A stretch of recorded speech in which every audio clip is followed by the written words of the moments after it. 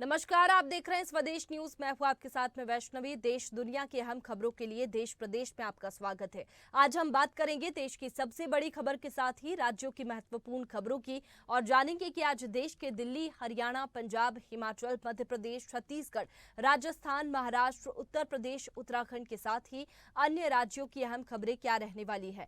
और इन अहम खबरों के लिए हमारे साथ विभिन्न प्रदेशों से हमारे संवाददाता जुड़ेंगे।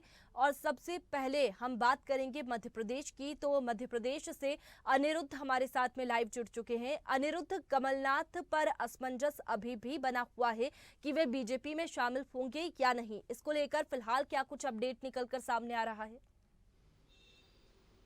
देखिए, पूर्व मुख्यमंत्री कमलनाथ और उनके सांसद पुत्र नकुलनाथ पर अभी भी सस्पेंस बना हुआ है। हालांकि दोनों दिल्ली में मौजूद हैं और कल रात की बात करें तो कल रात को जो कमलनाथ टीम के कप्तान हैं मध्य प्रदेश में, सज्जन सिंह वर्मा, पूर्व मंत्री हैं, उन्होंने खुद कमलनाथ से चर्चा की और अपना वक्तव्य दिया और उनका साफ कहना था कि उनका कोई विचार नहीं है कि वो भारतीय जनता पार्टी में शामिल हों। लेकिन देखा जाए तो पिछले 3 दिनों से कमलनाथ और उनके सांसद पुत्र नकुलनाथ ने मीडिया की सुर्खियां बटोर रखी। हालांकि कोई एकदम निश्चित कयास नहीं लगा रहा है, लेकिन आज भी ये संभावना है कि वे कुछ विधायकों के साथ भारतीय जनता पार्टी में शामिल हो सकते हैं। कमलनाथ दिल्ली में भारतीय जनता पार्टी के शीर्ष नेतृत्व से मुलाकात कर सकते हैं, भारतीय जनता पार्टी के संगठन से मुलाकात कर सकते हैं। लेकिन अभी भी कमलनाथ की भाजपा पे एंट्री में या उनके पुत्र जो सांसद है छिंदवाड़ा से नकुलनाथ, उनकी भाजपा में एंट्री पे सस्पेंस पूरी तरह से बरकरार है और तरह तरह के केवल कयास ही लगाए जा रहे हैं। इन सबके बीच अगर देखा जाए तो राज्यसभा में जो नामांकन भरने की आखिरी तारीख है वो कल 20 तारीख है। और देखा जाए तो कमलनाथ के भारतीय जनता पार्टी में जाने से या उनके साथ कुछ के विधायकों के जाने से कांग्रेस का जो आला कमान है, सोनिया गांधी और राहुल गांधी बिल्कुल चिंतित नहीं है, क्योंकि एक राज्यसभा की सीट जो मध्य प्रदेश में आनी है कांग्रेस को, उसमें किसी के जाने या आने से कोई फर्क नहीं पड़ेगा, क्योंकि 230 विधानसभा की सीटों में राज्यसभा की एक सीट के लिए 38 विधायक चाहिए जो कांग्रेस के पास मौजूद है। हालांकि अभी वर्तमान में जब कमलनाथ या नकुलनाथ भारतीय जनता पार्टी में शामिल नहीं हुए, केवल कयास लगाए जा रहे हैं। 66 विधायक भारतीय जनता पार्टी के मध्य प्रदेश की विधानसभा में हैं और राज्यसभा की सीट के लिए कल नामांकन का आखिरी दिन है और 5 फॉर्म अभी तक भरे गए हैं। कुल मिला के 4 फॉर्म भारतीय जनता पार्टी ने भरे हैं और 1 फॉर्म कांग्रेस पार्टी के अशोक सिंह ने भरा है। तो किसी के जाने या न जाने से कांग्रेस का आला कमान बिल्कुल चिंतित नहीं है, क्योंकि एक राज्यसभा की सीट मध्य प्रदेश में कांग्रेस की आना तय है। लेकिन इसी के बीच आज भी चर्चाओं का दौर जारी है कि कमलनाथ और नकुलनाथ भारतीय जनता पार्टी के शीर्ष नेताओं से मिल सकते हैं दिल्ली में। चलिए, अनिरुद्ध हमारे साथ में उत्तराखंड से अवनीश गुप्ता जी जुड़ गए हैं। इसके साथ ही राशिद अलवी लखनऊ से हमारे साथ में जुड़ गए हैं और राहुल पुजारी हमारे साथ में मुंबई से जुड़ गए हैं। सबसे पहले जानना चाहूंगी अवनीश गुप्ता जी के पास। अवनीश जी, कौन सी बड़ी खबरें आज उत्तराखंड में रहेंगी?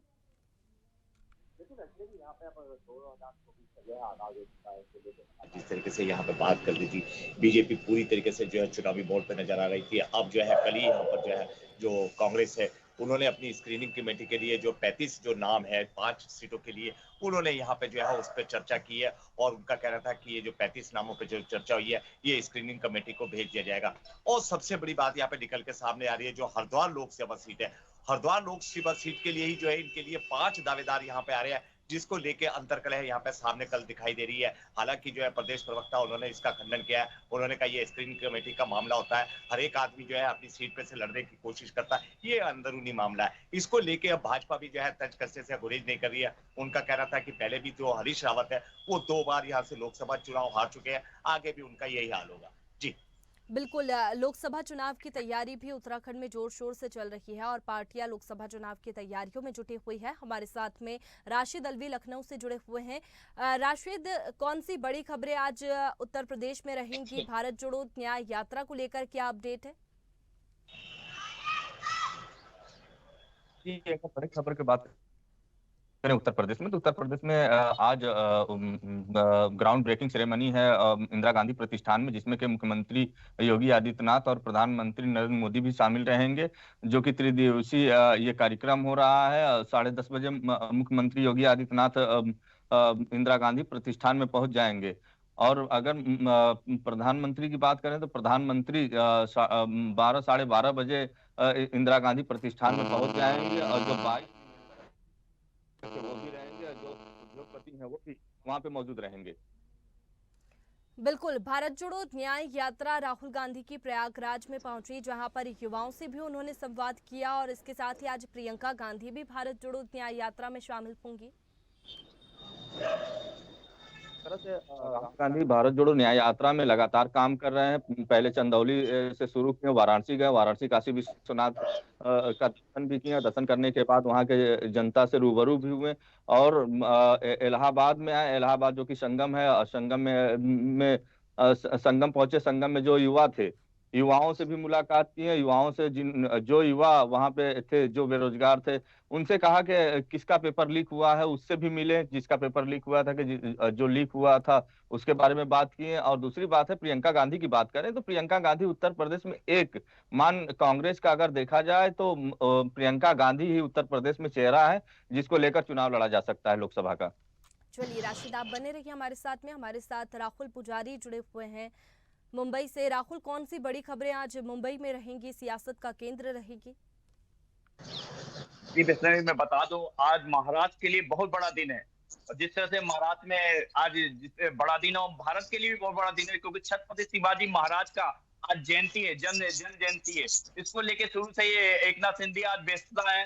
8 बजे अभी पुणे में माला अर्पण किए हैं उन्होंने ये छत्रपति शिवाजी महाराज के उसपे मतलब उनकी मूर्ति पे। और फिर उनका 6-7:30 बजे आज यूपी दौरा भी है छत्रपति शिवाजी महाराज को लेकर, क्योंकि लाल किला आगरा फोर्ट में जो यूपी में जो दीवाने खास है उसमें एक कार्यक्रम रखा गया, उसमें भी शिरकत करेंगे और छत्रपति शिवाजी महाराज के जन्मोत्सव का उत्सव मनाएंगे। और पूरा महाराष्ट्र जैसा कि पूरा केंद्र छत्रपति शिवाजी महाराज की इर्द गिर्द ही रहता है। और आज महाराष्ट्र के लिए इतना बड़ा दिन है क्योंकि जितने भी विपक्ष है और जो सत्ता पक्ष है, सभी छत्रपति शिवाजी महाराज के इर्द गिर्द ही राजनीति किया करते हैं। तो ये मौके को पूरी तरह से भुनाने की कोशिश करेंगे, क्योंकि छत्रपति महाराज यहाँ के केंद्र बिंदु बने रहते हैं, जो मराठा से आते हैं और मराठा आरक्षण को लेकर आजकल चिंगारी भी फैली हुई है वैष्णवी। और जिस तरह से बता दूं, दूसरी जो बड़ी खबर जो आ रही है, तो 20 तारीख को विशेष विधानसभा सत्र बुलाएंगे एकनाथ शिंदे।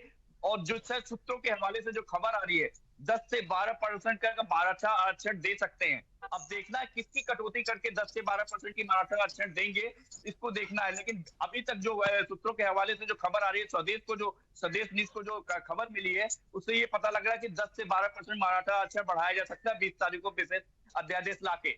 तीसरी जो बड़ी खबर जो आ रही है वो है क्रिकेट जगत से। जिस तरह से भारत ने एक रिकॉर्ड और कीर्तिमान हासिल किया, 2-1 से आगे की बढ़त ली। और कल जो राजकोट में 434 रन से जो एक ऐतिहासिक जीती, उसका श्रेय बात करना बहुत जरूरी, क्योंकि बॉम्बे क्रिकेट जगत का एक केंद्र बना हुआ है, बीसीसीआई यहीं पे है। तो इसके लिए यशस्वी जायसवाल का डबल शतक और जडेजा का 5 विकेट के दौरान जो भारत ने जीत हासिल की है, उसके आज मुंबई में एक तरह से समारोह मनाया जा रहा है। तो क्रिकेट प्रेमी बहुत ज्यादा मुंबई में यहाँ पे होते हैं। और चौथी खबर जो आ रही है बॉलीवुड से है। तेरी बातों में ऐसा उलझा, वो 100 करोड़ के क्लब के करीब पहुंच गई। जो शाहिद कपूर और क्या नाम है कीर्ति की जो पिक्चर आई थी पिछले हफ्ते जो रिलीज हुई थी, अभी तक कोई बड़ी पिक्चर रिलीज नहीं हुई। तो 100 करोड़ के क्लब में पहुंचने वाली है, क्योंकि 84 करोड़ रुपए के कलेक्शन कर चुकी है। ओवरसीज की मिला लें तो 100 करोड़ के क्लब में पहुंच चुकी है। बिल्कुल, कई बड़ी खबरें मुंबई में हैं। इसके साथ ही हमारे साथ अनिरुद्ध जुड़े हुए हैं भोपाल से। अनिरुद्ध, देखें तो कमलनाथ को लेकर के भी कई बातें सामने आ रही है, कई चर्चाएं इससे पहले हुई और अब कल ये चर्चा थी कि कमलनाथ बीजेपी में शामिल होंगे, लेकिन फिर ये चर्चा भी सामने आई कि वो राजनीति से ब्रेक ले सकते हैं। तो क्या कुछ अपडेट है? क्या नकुलनाथ बीजेपी में शामिल होंगे और कमलनाथ राजनीति से ब्रेक ले लेंगे? देखिए, जो पूर्व मुख्यमंत्री कमलनाथ हैं, वे न केवल मध्य प्रदेश के नेता हैं बल्कि कांग्रेस पार्टी के एक बड़े सीनियर नेता हैं और लगभग 4 दशकों से ज़्यादा से राजनीति कर रहे हैं और उन्हें राजनीति का एक माहिर खिलाड़ी समझा जाता है। तो आज हालांकि वो दिल्ली में हैं और तरह तरह के कयास लगाए जा रहे हैं। उन्होंने लगभग 3 दिनों से मीडिया को भी चकमा दे रखा है। सब अपने अपने तरह से कयास लगा रहे हैं कि ऐसा होगा वैसा होगा, लेकिन कमलनाथ कुछ भी बताने को तैयार नहीं है। उनके साथ ऐसा कहा जा रहा है कि 12 से 13 विधायक भी भारतीय जनता पार्टी में शामिल हो सकते हैं, लेकिन अभी इस पे पूरी तरह से सस्पेंस अभी भी बरकरार है। इसके बीच अगर बात करें मध्य प्रदेश सरकार की, तो मुख्यमंत्री डॉक्टर मोहन यादव कल राष्ट्रीय कार्यकारिणी में शामिल होने दिल्ली में गए थे। भारत मंडपम में उन्होंने बड़ा प्रभावी अपना वक्तव्य दिया। उसके बाद आज वे भोपाल आ चुके हैं और आज डॉक्टर मोहन यादव कैबिनेट की एक महत्वपूर्ण बैठक है। और इस बैठक के बारे में बता दें कि जब से अभी हाल ही में मध्य प्रदेश विधानसभा का बजट सत्र समाप्त हुआ है, जिसमें लेखानुदान और अंतरिम बजट पेश किया गया, जो कि लगभग 1 लाख करोड़ के लगभग है। और आज अंतरिम बजट और लेखानुदान पेश होने के बाद पहली बार डॉक्टर मोहन यादव कैबिनेट की बैठक है। इस बैठक में कई प्रस्ताव लाए जाएंगे। अगले 3 महीने का रोड मैप तय किया जाएगा, कितना खर्चा करना है यह तय किया जाएगा। जो लगातार जो विकास की योजनाएं चल रही हैं उस पर अलग अलग विभाग क्या करेंगे। और इसके कैबिनेट के बैठक के बाद डॉक्टर मोहन यादव हर मंत्री से अपने अपने विभागों के हर मंत्री से 1-to-1 चर्चा भी करेंगे। ये सबसे बड़ी बात है, क्योंकि बजट एलोकेशन होना है और मध्य प्रदेश में आगामी लोकसभा चुनाव भी है। और इसके बाद वे खनिज विभाग के प्रमुख सचिव से चर्चा करेंगे और स्वास्थ्य विभाग की एक समीक्षा बैठक लेंगे, जिसमें स्वास्थ्य विभाग का महकमा शामिल रहेगा, अधिकारी शामिल रहेंगे और चिकित्सा शिक्षा विभाग के अधिकारी भी शामिल रहेंगे। तो कुल मिला के देखा जाए तो कमलनाथ का राजनीतिक घटनाक्रम कुछ भी चलता रहे, लेकिन डॉक्टर मोहन यादव और उनकी कैबिनेट आज पूरी तरह से भोपाल में अपने कामकाज में व्यस्त रहेगी और आगे के रोड मैप पे, आगे के विकास कार्यों पे, आगे की योजनाओं पे काम करना शुरू करेगी। और शाम को डॉक्टर मोहन यादव एक कार्यक्रम में शामिल होंगे, जो कि मध्य प्रदेश ओलंपिक संघ का एक कार्यक्रम है। तो कुल मिला के देखा जाए तो सुबह से मध्य प्रदेश सरकार की जो गतिविधियां राजनीतिक शुरू होगी, जो शाम को जाते जाते खेल गतिविधियों पे समाप्त होंगी। चलिए अनिरुद्ध, आप बने रहिए हमारे साथ में। हमारे साथ अवनीश गुप्ता जी है उत्तराखंड से। अवनीश जी, आज सीएम के क्या कुछ कार्यक्रम रहेंगे? इसके साथ ही लोकसभा चुनाव भी नजदीक है, ऐसे में विपक्ष की क्या कुछ तैयारियां हैं? देखिए वैष्णवी, यहाँ पे अगर बात करें जिस तरीके से यहाँ पे लोकसभा चुनाव की बात करें, विपक्ष लगातार यहाँ पे जो है अब यहाँ पे तंज कसने से बाज नहीं आ रहा है। उनका कहना था कि जिस तरीके से राष्ट्रीय अधिवेशन किया है बीजेपी ने, पहले वो यहाँ पे युवाओं की बात करें, युवा आज सड़कों पे है, बेरोजगारी जो है यहाँ पे सबसे बड़ा मुद्दा है और हर एक आदमी यहाँ पे जो है अपने काम के लिए सड़कों पे उतर रहा है, आंदोलन कर रहा है। पहले यहाँ पे उनकी समस्याओं को सुलझाया जाए, तब अधिवेशन किया जाए। वही दूसरी ओर सीएम साहब जो है आज यहाँ पे जो नियुक्ति पत्र है वन विभाग के, उनकी जो है यहाँ पे उनको नियुक्ति पत्र देंगे और उनके साथ जो है सुबोध उनियाल जो कैबिनेट मंत्री है और राजलक्ष्मी जो टिहरी की सांसद है, वो यहाँ पे उनके साथ शिरकत करेंगे। जी चलिए अवनीश जी, हमारे साथ में राशिद अलवी लखनऊ से जुड़े हुए हैं। राशिद, प्रधानमंत्री नरेंद्र मोदी का आज यूपी दौरा है और क्या कुछ अपडेट है? सीएम योगी आदित्यनाथ के क्या कुछ कार्यक्रम है?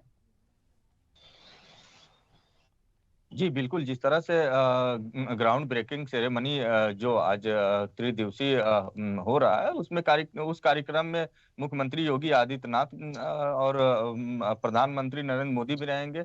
मुख्यमंत्री योगी आदित्यनाथ लगातार वॉच कर रहे हैं, लगातार कार्यक्रम स्थल पर जा रहे हैं, लगातार देख रहे हैं कि किस तरह की सुविधाएं हैं, किस तरह का सुरक्षा व्यवस्था है। जो यहाँ के जो आला अधिकारी हैं वो भी लगातार मौजूद रह रहे हैं और लगातार अगर देखा जाए तो 1 हफ्ते से ये तैयारी कंटिन्यू चल रही है। इंदिरा गांधी प्रतिष्ठान में जो उस तरफ के रूट हैं उसे भी डायवर्जन कर दिया गया है। और दूसरी बात यह है कि प्रधानमंत्री को आने से पहले ही मुख्यमंत्री योगी आदित्यनाथ इंदिरा गांधी प्रतिष्ठान में मौजूद रहेंगे। चलिए राशिद, हमारे साथ में राहुल पुजारी मुंबई से जुड़े हुए हैं। राहुल, विशेष सत्र की ये बात आपने कही कि विधानसभा का विशेष सत्र बुलाया जाएगा, तो ये विशेष सत्र क्या सिर्फ आरक्षण के लिए बुलाया जा रहा है, जिसमें आरक्षण दे सकती है सरकार? जी, अभी तक जो जानकारी मिल रही है स्वदेश को, तो उनके अनुसार तो यही है कि विशेष सत्र केवल मराठा आरक्षण के लिए बुलाया जा रहा है।